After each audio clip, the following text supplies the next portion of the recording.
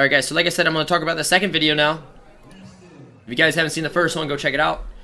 Second video here. Brett and I are going against each other. Just got a quick little history of this.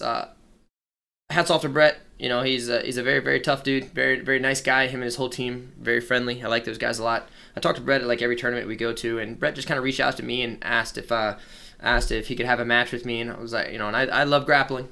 So I'm like, sure, man, let's have some fun. I love submission only rule sets. So I'm like, yeah, let's go do it, man. So luckily the event kind of set it up with us. It was real friendly. I haven't competed in a while. I figured it'd be nice to kind of just get out. My team pretty much was here for my team. So again, like you see it as I did in no-gi, I like to play that head fight game. The only thing different now is I started grabbing the collar. I think I should have stayed with his hands a little bit more. I'm not a fan, like, the way that my style is, I'm not a big fan of keeping the grips on the collar, and that's mainly because I'm not very good at judo. I got, like, a basic understanding of it, but the grip fighting, I'm not very good at it. Maybe I got to meet with Stu Ramos to have him teach me some stuff, but I really like wrestling a little bit more. I like controlling hands, head fight, and then going for singles. Well, we're here. We're just kind of battling him, just seeing what he's going to go for. He pulls at this point, and right away when he pulls, I do a hip fold. So let me open this back up a little bit. Right when he pulls, I do a hip fold. So remember, there's three ways to pass someone's guard. I either lift their hips off the ground, spread their hips, or fold their hips. You do one of those three ways, right? So right as he pulls, I immediately switch my hips to fold the hips. This kills the momentum. I almost had like a little dope mount entry. I'm just staying low, keeping my head wedged under. He does a great guard recover to the butterfly. Now here's what you see. He tries to stand up, and he actually said to me right here, he's like, "Oh, you're strong." Right, and so what I'm doing here, and this is I really like doing this when you're playing this pressure low level pass. I put your ankles between my legs and I pinch them, so you can't stand up and pull a foot out very well. You can't elevate me very well, so my knees are together, but I'm not like leaning into you. I'm just keeping your ankles pinched, so you can't. It's really tough for you to do a lot of stuff, right? And there I made a little adjustment, just keep it tight. You try scooting away, but the ankles are pinched. It's very hard to play a lot of games. So now he starts elevating. Now it's a little battle of. So the way I position myself here, I'm going to show you in a second. So I know he's got this elevate hook. This is what's going on in my mind is I know he's got the butterfly hook, so the sweep over to my right is an issue, right? So I'm going to base my right leg. So the right leg eliminates that sweep. I know that that's going to open up if he can possibly go like underneath to like X guard and possibly a leg lock entries. So I'm trying to keep my head in position to kind of make it a little difficult for him. And then my hands trying to keep the wedge to keep him away. The next thing that I'm worried about, and this is the main thing that I was really worried about because I didn't feel that he was going to sweep me with this. I was more worried about this leg coming in and going for triangles and omoplatas. He actually catches me in omoplata in a few seconds here. But that was my main worry. So you'll see I'm really addressing this leg with my foot and then my knee over top of his knee, creating some wedges to make it not be able to move. So you see we're here. I'm like, see, I grab his foot. I kind of sit on it a little bit to kind of make some friction. My elbow's kind of blocking his knee, and then I'm trying to wedge my knee over top of his knee. So everything's a base and a structure right now, so that way you feel sturdy and heavy and it's hard for them to move. Right now I'm just trying to battle his hand, his wedge. So that's just the battle. And then here I get the pinch, so I clear the leg. He does a great job of getting that butterfly hook back in. My mistake is I gave him this overhook here and I let him kind of keep that. Even though that's an underhook for me, I should have taken that hand and grabbed his knee, especially in the gi. I should have pinned that knee down so that way I could backstep out. I didn't. I'm elevating my hips a little too high. So he ends up being able to off-balance me a little bit and get back to his guard. Very smart move. He's got this overhook. I'm a little worried about it. For the straight arm lock is more what I was worried about. I'm not sure if he knows that technique very well, but I'm definitely worried about that guy. So I'm spreading my hands out so that way I'm not getting based or I'm not getting broken down and swept and all that kind of stuff. And then also so I can be a little more aware of what. So not when like my arms and everything aren't getting entangled. I think he's got this overhook and a collar grip. So at one point he tried threatening like the cross collar. Like, yeah, he tried to threaten it there, but head positioning's everything. I keep my head on the side of his head. He can't circle the choke. So he pulls his foot out. Here's where I'm getting a little worried about that straight arm lock. I'm like, man, this is not good. This is not good. Here's the straight arm lock. I started feeling it a little bit. I wasn't sure if he was going for a little mirror lock there as well. But then he sweeps up to an omoplata. And I gave him the omoplata at the very end there. I mean, he set it all up and everything, but I gave him the omoplata because I was like, omoplata or triangle, which one am I? I'm going to be in one of them. Which one am I going to be in? If you ever have a choice, always pick the omoplata. The omoplata is a lot harder to finish than the triangle, and it's easier to defend. So that's why I'm like, look, if you're gonna put me in something, I'm gonna put you in this omoplata. So in my defense, I'm grabbing my thigh, if you guys were in my my omoplata mount camp that we just finished recently, this is textbook, literally how to base. You got the foot in proper positioning so he can't break you down. Your hands on the thigh, your body sitting back on your foot, not on the ground. So you see I'm basing a little bit because he's trying to break my base down.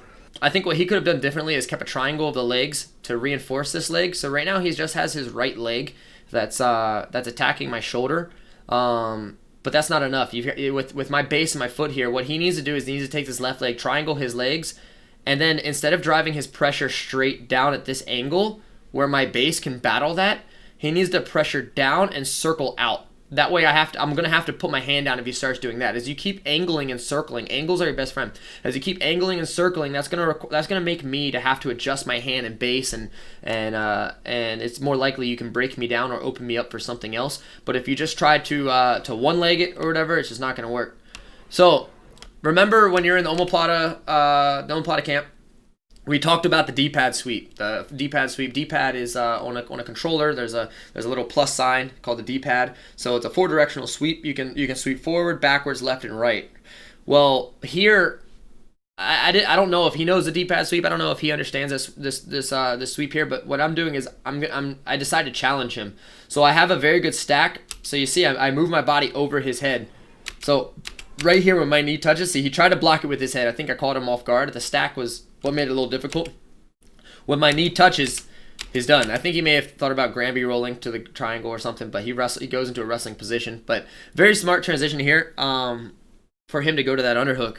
But you see, like if he were able to block my leg, like this leg here, my left leg, if he was able to block that, whether he hugs it or controls my knee or my foot, and then go belly down, he'll actually be able to sweep me with one of the D-pad sweeps, which puts me in the omoplata mount.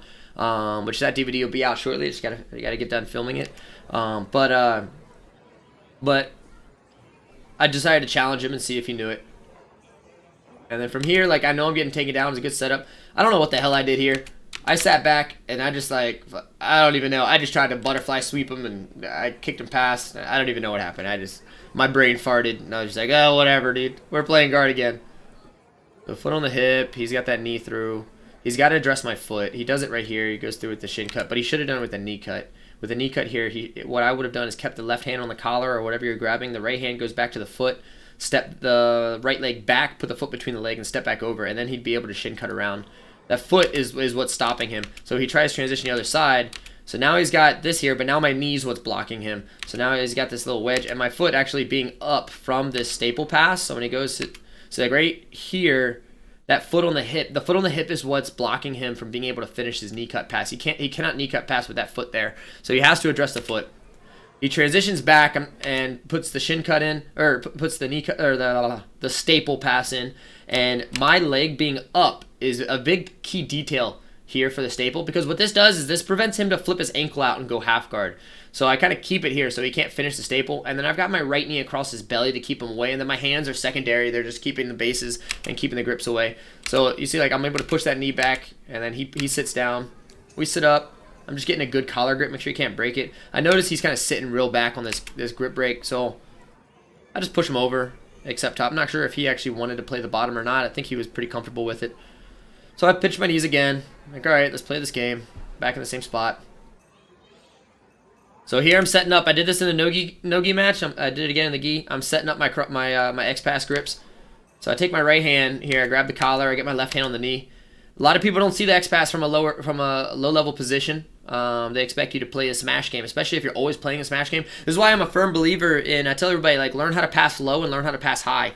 Because if you can change the two, you're gonna be very powerful. I remember when I was a white or blue, I think I was a blue belt, and I was rolling with my very first instructor, Rocky, and Rocky always said that I couldn't pass his guard. He's like, the reason why I can't pass my guard is you're always approaching either all the way low or all the way high. You're not level changing enough, and that always kind of stuck in my head. So when I'm here playing this game, I was like, that's what I was thinking about. I was like, okay, I'm a low level, so he's gonna think my passes are A, B, and C, and a lot of those aren't high level passes. So I elevate up here to a high level pass. I step my foot up, I kick back, I complete the pass. What I should have done here, again, just like the no-gi, I made the same mistake.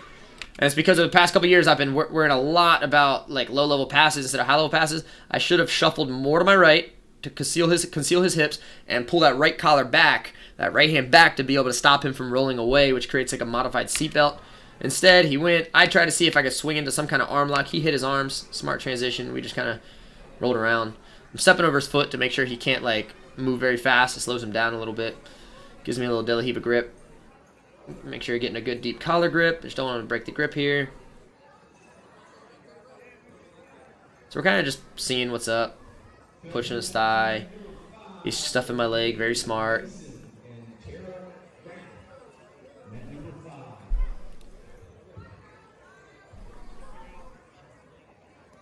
So I think I get a front shin grip. I think I've got a shin grip with my left leg. I made that transition as I went up.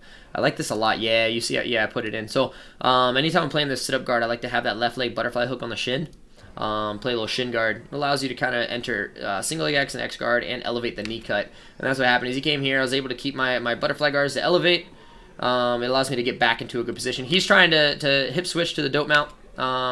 The big detail that you see here, and I'm going to show you in a second because it's a better angle, but my knee. Do you guys see this? So anytime you're playing butterfly guard, this is the most important thing, is your knees must always be on the outside of his hips. I'm trying to pinch his hips with my knees, essentially.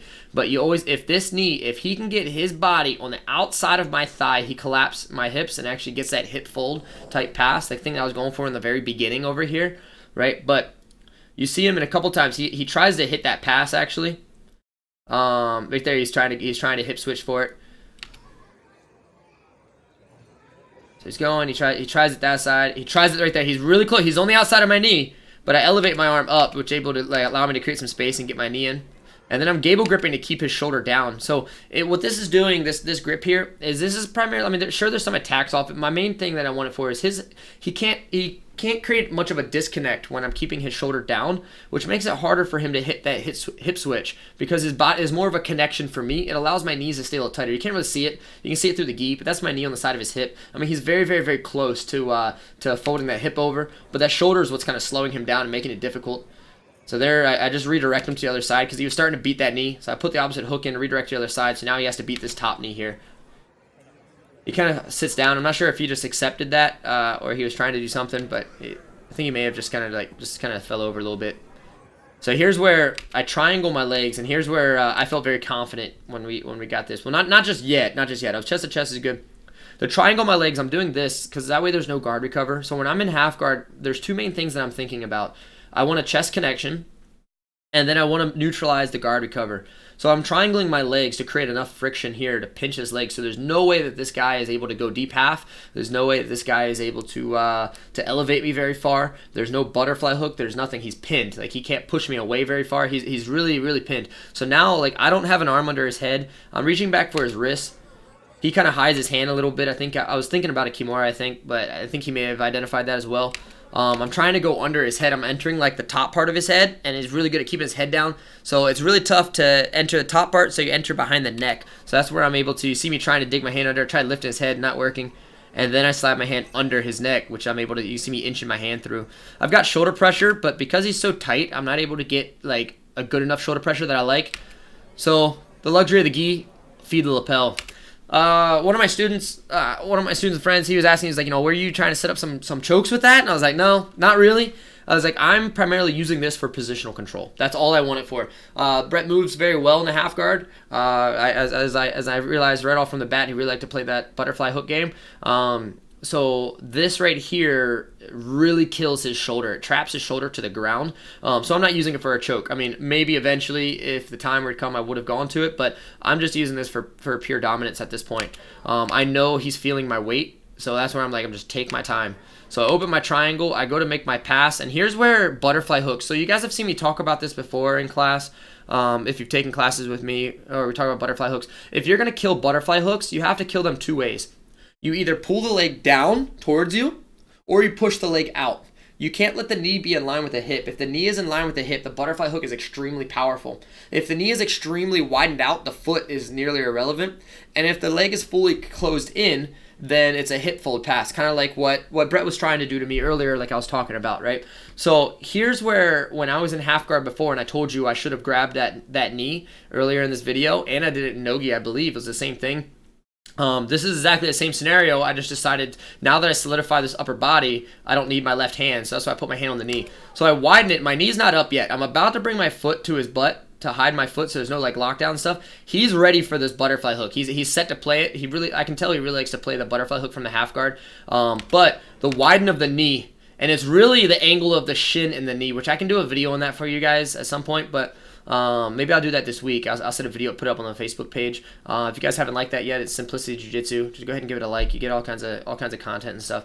But if my knee beats the inside of your shin, your butterfly hook is at my calf instead of my knee. And it's very easy. See, that's where it's at. My knee's on the inside. You can't elevate anymore. You have a very, very weak butterfly grip, and I'm gonna win that every time. And that's what happened. He steps over. He realizes that, and he just wraps up.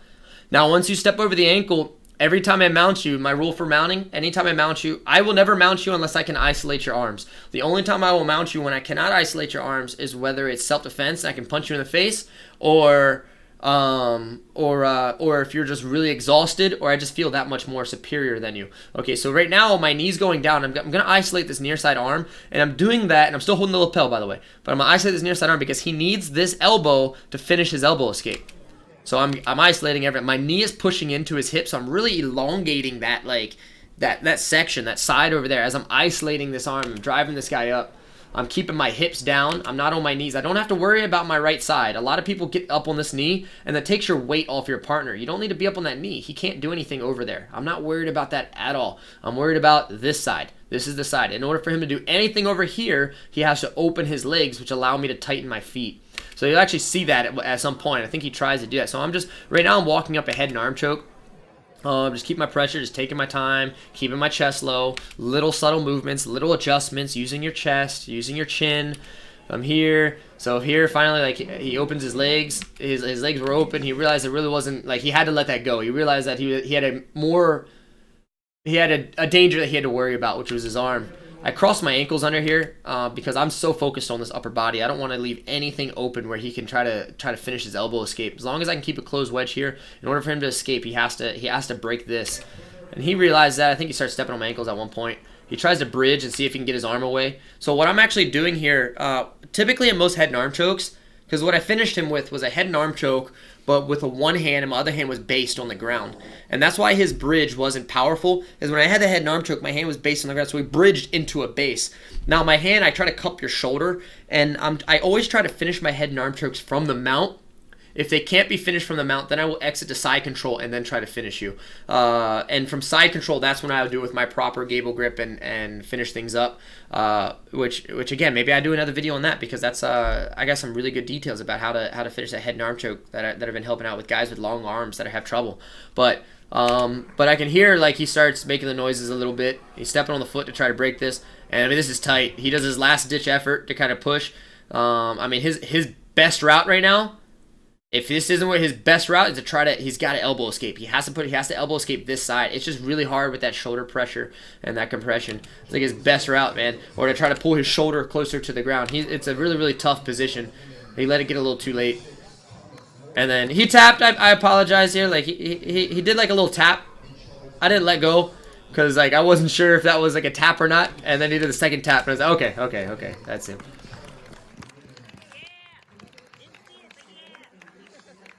But yeah, so that's that. Like I said, I mean, he's a great guy. He's a lot of potential. This guy's gonna be amazing.